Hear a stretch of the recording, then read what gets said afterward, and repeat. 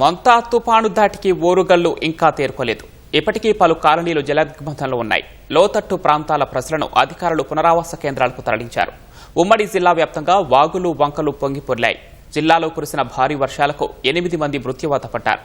అనేక మంది ఇబ్బందులు పడ్డారు. వేల ఎకరాల్లో పంటలకు నష్టం వాటిల్లింది. ఇవాళ సీఎం వరద పరిస్థితిపై ఏరియల్ సర్వే నిర్వహించనున్నారు. ఉప్పెనలా విరుచుకుపడిన మొంతా తుపాను వరంగల్ వాసుల్ని కన్నీళ్ల పాలు చేసింది. తీరం దాటిన తరువాత తుపాను ప్రభావంతో నగరమంతా కకావికలమైంది. ఊరు ఏరు ఏకం కాగా కాలనీలో ఇప్పటికీ వాగుల్ని తలపిస్తున్నాయి. వరంగల్ హనుమకొండ జంట నగరాల్లో శివనగర్, మైసయ్యనగర్, సమ్మయ్యనగర్, డీకేనగర్, ఎన్ఎన్-నగర్, సరస్వతి కాలనీ, లక్ష్మీ గణపతి కాలనీ, మధురానగర్ సహా తదితర 40కి పైగా కాలనీలు వరద ముంపులోనే ఉన్నాయి.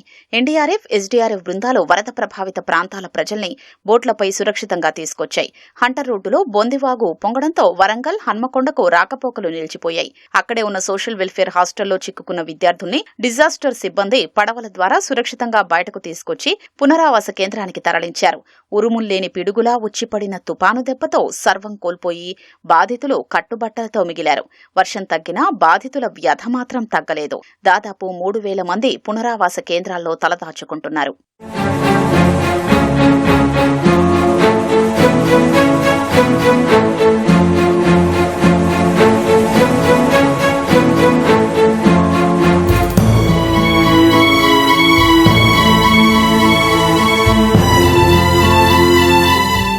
రికార్డు స్థాయిలో కురిసిన వర్షానికి తోడు నగరానికి ఆనుకుని ఉన్న చెరువులు కబ్జా చేయడం, నాలాల్ని ఆక్రమించడం వల్లే వరద గుప్పిట్లో చిక్కుకుందన్న అభిప్రాయం వ్యక్తమవుతోంది. గత అనుభవాల్ని దృష్టిలో ఉంచుకొనైనా వరద కాల్వలు నిర్మించకపోవడం, స్మార్ట్ సిటీ అయినా అండర్ గ్రౌండ్ డ్రైనేజీ లేకపోవడం తదితర కారణాలతో మరోసారి వరంగల్ నగరం నీట మునిగిందని స్థానిక ప్రజలు అంటున్నారు. ప్రాణాలు కాపాడుకున్నందుకు సంతోషించాలో, మొత్తం వరద పాలైనందుకు విచారించాలో తెలియటం లేదని ఆవేదన వెలిబుచ్చారు. వరదల సమయంలో పరామర్శలు కాకుండా శాశ్వత పరిష్కారం చూపాలని బాధితులు కోరుతున్నారు.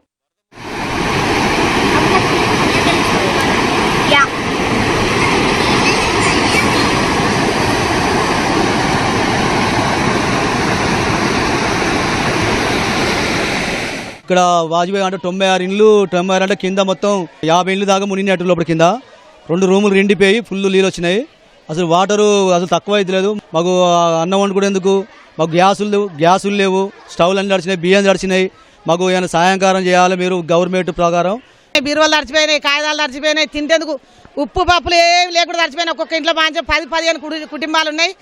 ఆ నీళ్ళ బట్టలు ఏమి లేవు, అన్ని కొట్టుకుపోయినాయి, సామాను కొట్టుకుపోయింది. ఇప్పుడు తిండి లేదు, ఏమి లేదు. ఆ దేశ పంచను ఆ ప్రభుత్వం పెద్ద ఉన్నారు కదా, వాళ్ళు వచ్చి సాయం చేయాలని చెప్పు. ఎటు నుంచో వస్తుంది, ఎవరు చూడలేగా. దిగ్గు లేచే వరకు బట్టలు పాతలను కొట్టుకుపోతుంటే లేచారు మా వాళ్ళుగా. చిన్న పైపులను పట్టుకొని ఆ రోడ్ ఎక్కిద్దాం పెడతా. మాకు సాయం చేయండి. మేము పుట్టి 40 సంవత్సరాలు అవుతుంది. ఇంతవరకు ఒక్క వరద అనేది ఇంతవరకు రాలే. పంచను ఇప్పుడే వచ్చింది.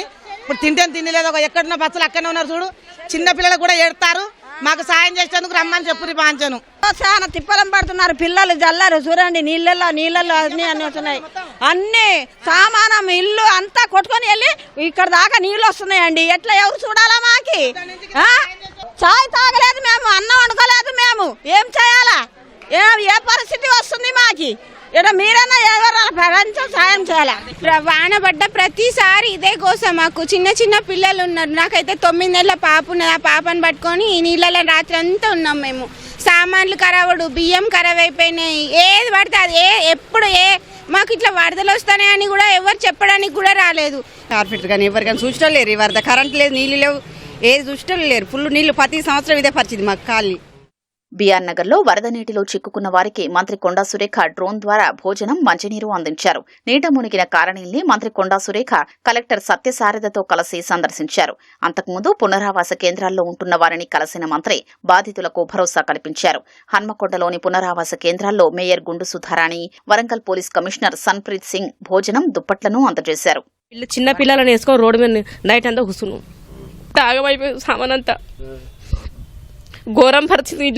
ఇల్లు చూద్దరు అటు ఉన్నది మా ఇల్లు.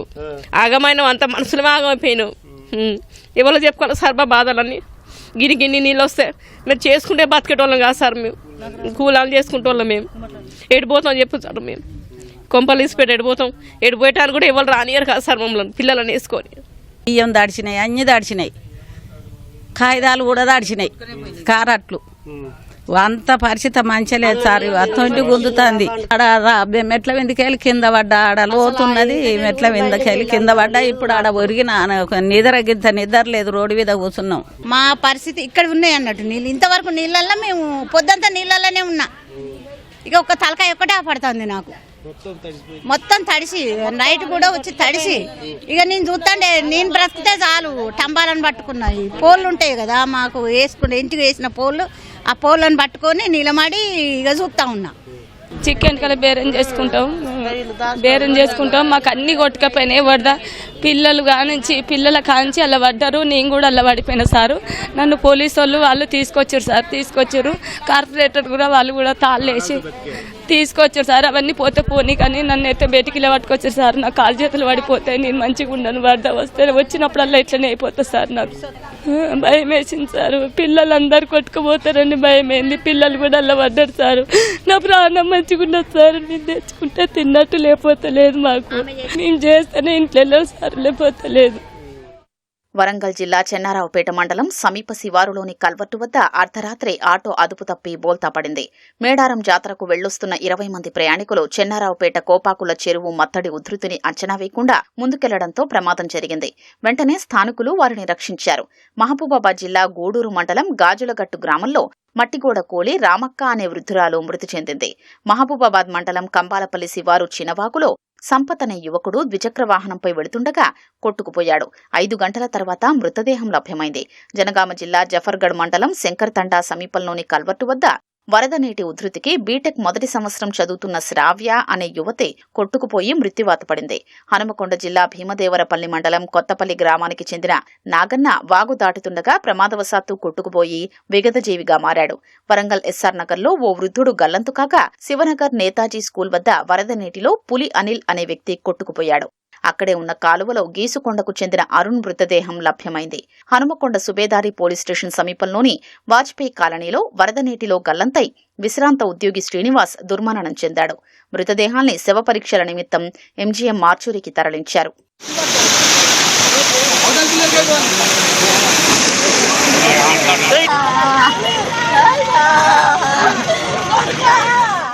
ఉమ్మడి జిల్లా వ్యాప్తంగా పంటలకు అపార నష్టం జరిగింది. వరంగల్ జిల్లాలో వరి, పత్తి, మిరప పంటకు భారీగా నష్టం వాటిల్లింది. జిల్లాలో 1,30,200 ఎకరాల్లో పంట నష్టం జరిగినట్లు వ్యవసాయ శాఖ అధికారులు ప్రాథమికంగా అంచనా వేశారు. హనుమకొండ జిల్లాలో 34,718, మహబూబాబాద్ జిల్లాలో 26,029 ఎకరాల్లోనూ, జనగామ జిల్లాలో 25,025 ఎకరాల్లోనూ పంట నష్టం జరిగినట్లు అధికారులు ప్రాథమికంగా గుర్తించి ప్రభుత్వానికి నివేదించారు.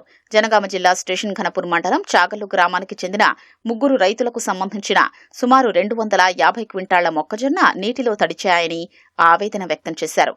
హనుమకొండ జిల్లా హసిన్పర్తిలో వరదకు 11,000 బాయిలర్ కోడిపిల్లలు చనిపోయాయి. ఇవాళ ముఖ్యమంత్రి రేవంత్ రెడ్డి వరంగల్ నగరంలో ఏరియల్ సర్వే చేయనున్నారు. నీట మునిగిన కాలనీల్ని ప్రత్యక్షంగా చూడనున్నారు. వరద ముంపు ప్రాంతాల్లో పర్యటన ఉంటుందని కాంగ్రెస్ నేతలంటున్నా ఆ విషయంపై స్పష్టత రాలేదు. వరంగల్ నగరంలోనూ హైడ్రా తరహా వ్యవస్థను ఏర్పాటు చేస్తే నగరం కొంతైనా ముంపు నుంచి బయటపడుతుందని పలువురు అభిప్రాయపడుతున్నారు.